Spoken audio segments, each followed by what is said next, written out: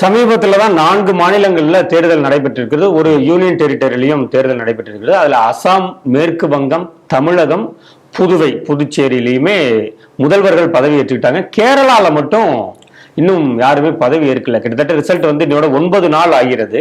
அங்கே யார் முதல்வர் அப்படின்னு சொல்லிட்டு கட்சி இன்னும் அவர்களை வந்து அந்த மேக்னிஃபையர் வச்சு அவங்க தேடிட்டு இருக்காங்க அப்படின்னு நினைக்கிறேன். தொடர்ந்து பல்வேறு தலைவர்கள், கேரளாவில் இருக்கக்கூடிய தலைவர்கள் டெல்லிக்கு போயிட்டு வந்த வண்ணம் இருக்கிறார்கள். டெல்லி தலைமை வந்து ஹை கமாண்ட் இன்னும் கமெண்டை கொடுக்காம இருக்காங்க. கேரளாவில் என்ன நடக்கிறது, அங்கே இருக்கக்கூடிய மக்கள்லாம் அங்கே இப்போ மீம்ஸ் போட ஆரம்பிச்சிட்டாங்க.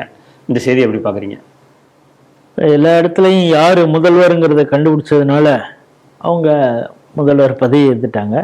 யார் முதல்வர் அப்படிங்கிறது ஒரு கேள்வியாக இருக்கிறது. இப்போ உங்களுக்கு தெரியும், இந்த விஜய் ஒவ்வொரு நாளும் இத்தனை பேர் நமக்கு ஆதரவு இருக்காங்க அப்படின்னு இந்த கவர்னர்கிட்ட கொடுத்த உடனே இவர் உடனே ஒரு அறிவு என்ன பண்றாரு, இப்ப 10 நாள் ஆயிடுச்சுன்னா என்ன ஆகும், இங்க கவர்னர் ஆட்சி கொண்டு வருவதற்காக காலதாமதம் செய்கிறாரா இந்த கவர்னர்? உள்துறை அமைச்சர் அமித்ஷா இங்கிருந்து ஆட்சி செய்யலாம் என்று நினைக்கிறாரா?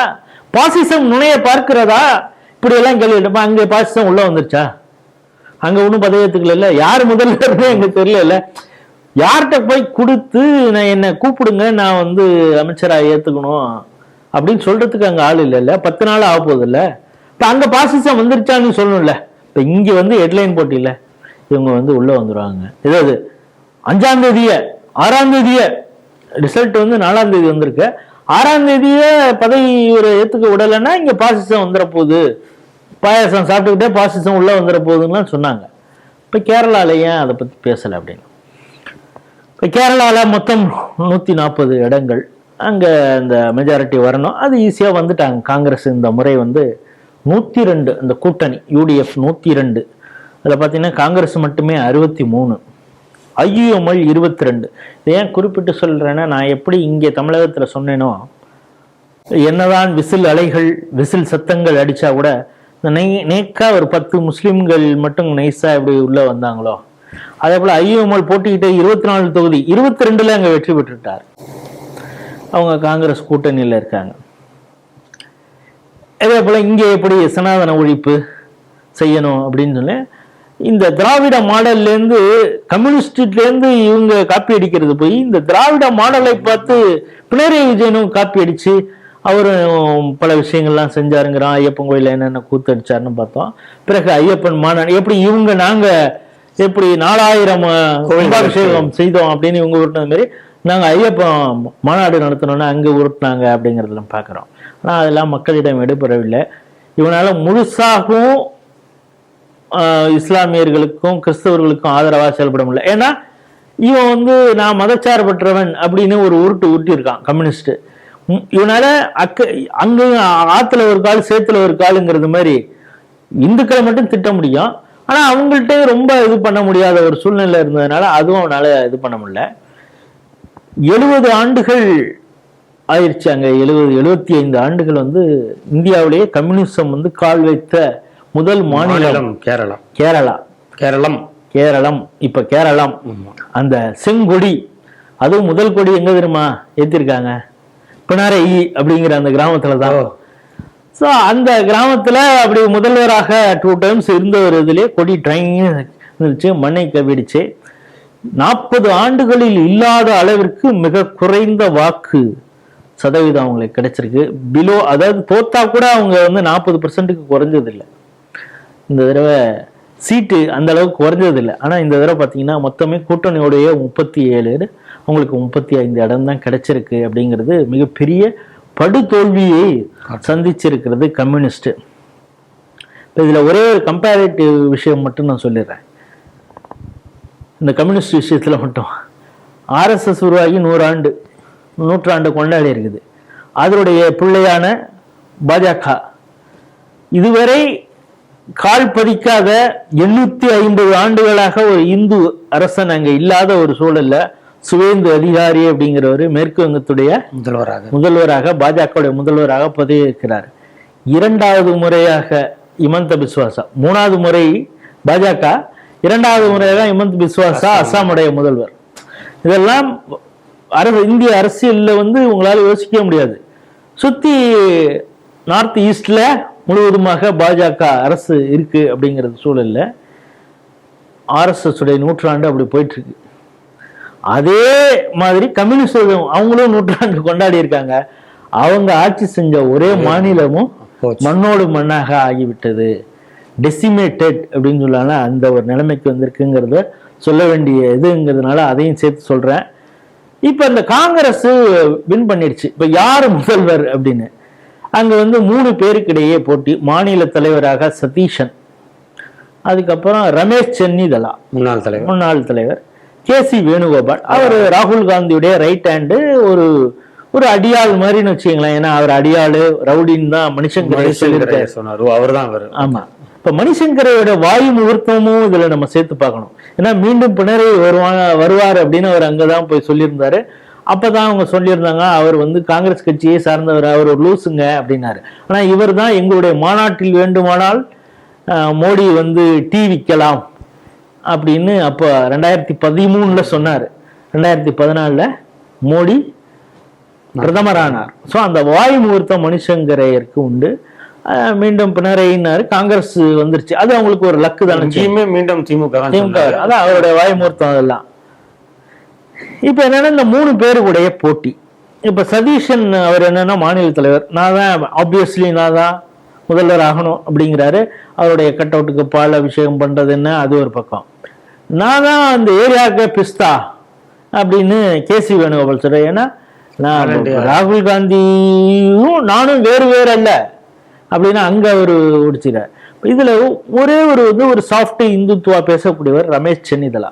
நீங்க பாத்தீங்கன்னா இந்த ஐயப்பன் கோயில்ல நடந்த பல விஷயங்களை இந்த பெண்கள் அந்த விஷயமாக இருக்கட்டும், இல்லை இந்த கோல்டு தெஃப்ட் இந்த விஷயத்திலையும் தொடர்ச்சியாக போராடியவர். இன்னொன்று அவர் இந்து நம்பிக்கை கொண்டவர்.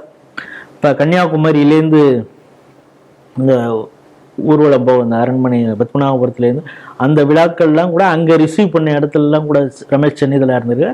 அவர் இந்து நம்பிக்கை கொண்டவர். அவர் சுயமாகவும் சிந்திக்கக்கூடியவர், சில டெசிஷன் எடுப்பார். காங்கிரஸ்ல அது எப்பவுமே ஒத்துக்க மாட்டான். இப்போ ஹிமந்த பிஸ்வா நீ அடிச்சு விளையாடுப்பா அப்படின்னு விட்டாச்சு. அவர் நான் மாமாஜின்னு அவரை எல்லாரும் கொண்டாடிதான் கொஞ்சம் இருந்தாங்க. இங்க அதே மாதிரி சிவராஜ் சிங் சௌஹான் இருந்தாரு, ஒரு காலகட்டம் வரைக்கும் இருந்தாரு. அப்புறம் அந்த மாமாஜியை கூப்பிட்டு இப்பொழுது வேளாண் அமைச்சராக ஒரு கேபினெட் அந்தஸ்துல கொடுத்துருக்காங்க. இப்ப சுவேந்திர அதிகாரி நீ அடிச்சு விளையாடுப்பான்னு அங்க கொடுத்துருக்காங்க. இப்ப இது மாதிரிலாம் காங்கிரஸ் செய்யாது. ஏன்னா அவங்க கடிவாளம் அங்க இருக்கணும், கண்ட்ரோல்ல வச்சுக்கணும் அப்படிங்கிறத பார்ப்போம். அப்படிங்கிறப்ப அந்த ரமேஷ் சென்னிதலாவுக்கு அவங்க வாய்ப்பு கொடுப்பாங்களா? அதுவும் ஒரு சாஃப்ட் இந்துத்துவா அந்த ஃபேஸ் இருக்கக்கூடியவரை இங்க கொடுப்பாங்களாங்கிற ஒரு சந்தேகம் ஒரு பக்கம்.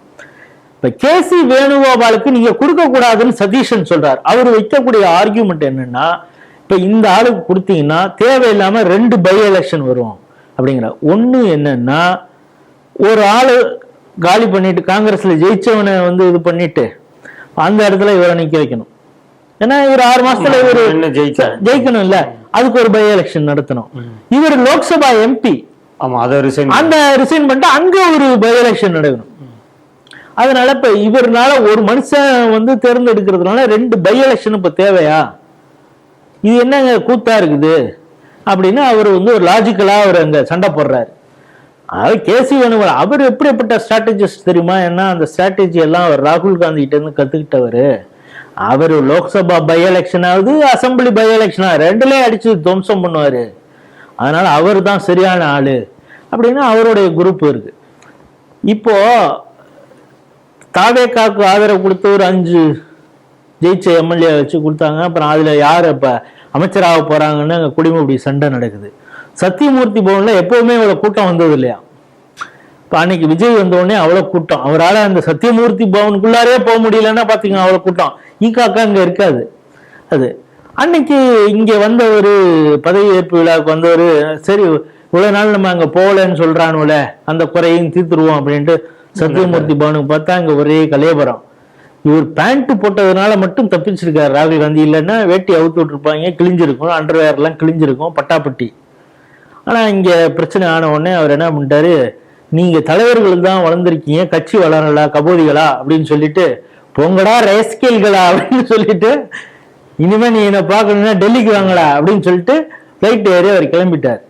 இப்ப இங்கே அதாவது ஆட்சியில் இல்லாத இந்த இடத்துலயே இவ்வளவு பிரச்சனை, அங்க ஜெயிச்சு வேற தொலைச்சிட்டானோ. இந்த 3 பேருக்குள்ளார மிகப்பெரிய போட்டி நடக்குது. இதுதான் காங்கிரஸ். எந்த மாநிலத்திலையும் ஒரு தலைவரை வளர விடாது. இப்போ நீங்க ஒவ்வொரு இடத்துலையும் காங்கிரஸ்ல இருந்து உருவான கட்சி நிறைய உண்டு. இப்போதைக்கு ரேவந்த் ரெட்டி இருக்காரு. அவர் இப்போ கொஞ்ச நாளா மோடி கிட்ட பேசிட்டு இருக்கிறதெல்லாம் பார்த்தா அடுத்த முறை அவருக்கு காங்கிரஸ் சீட்டு கொடுக்கலன்னா அவர் எந்த பக்கம் நிக்க போறாருன்னு நமக்கு தெரியல. இப்போ ஜெகன்மோகன் ரெட்டி, அவங்க அப்பா ராஜசேகர் ரெட்டி, அவர் எப்படி தனியா வந்தாரு? ஏன்னா அவர் இண்டிவிஜுவலாக ஒரு மாநிலத்துல ஒரு தலைவர் உருவாகிறத அவங்க விரும்ப மாட்டாங்க. அதனாலதான் இதை டிலே பண்ணிட்டு இருக்காங்க. நம்மளுடைய குடும்பத்திற்கான அடிமை அங்க தேவை. அது மட்டும் இல்லாம அங்க வரக்கூடிய ஆள் நமக்கு வசூல் பண்ணி, ஏன்னா அவங்களுக்கு எல்லா மாநிலமும் போயிடுச்சு, கட்சி நடத்தணும், அவங்களுக்கு மாசம் இவ்வளவு வசூல் பண்ணி கொடுக்கணும். இமாச்சல் பிரதேசல இருந்து ஒரு ஸ்டேட்ல இருந்து எவ்வளவுதான் அவன் எடுத்து கொடுப்பான், தெலுங்கானால இருந்து எவ்வளவுதான் எடுத்து கொடுப்பான், பெங்களூர்ல அது ஃபில்டர் பண்ணி கொடுக்குறாங்களா முழுசா கொண்டு போய் கொடுக்குறாங்கன்னு தெரியல. DK சிவகுமார் நம்பி தான் இருக்குது கட்சி. இப்ப இவங்களுக்கு ஒரு வாய்ப்பு வந்திருக்குது. இப்ப இவன் நமக்கு யார் நம்மள்ட்ட கரெக்டா படி அளப்பான் அப்படிங்கிற மெஷர்மெண்ட் தான் அங்க போயிட்டு இருக்கு. இல்ல இவர் மீது எனக்கு நம்பிக்கை இருக்கு, கரெக்டா கொண்டாந்து இவன் கொடுப்பான் அப்படின்னு ராகுல் காந்தி சோனியா குடும்பம் நினைத்ததுன்னா, இல்ல இவங்களையும் தாண்டி எப்படி இங்க மருமகன் தான் டிசிஷன் எடுக்கிறாரோ அதே போல அந்த விட்டு மருமகன் ராபர்ட் வத்ரா ஏதாவது முடிவு எடுக்கக்கூடிய இடத்துல இருக்காரான்னு தெரியல, வசூல் பண்ற அந்த விஷயத்துல. அப்படி வசூல் பண்ண நான் பண்ணி கொடுக்குறேங்க அப்படின்னு யாரு அஷூரன்ஸ் கொடுக்குறாங்களோ அவங்களை தான் தேர்ந்தெடுக்க போகிறார்களா அப்படின்னு தெரியல. பொறுத்திருந்து பார்ப்போம்.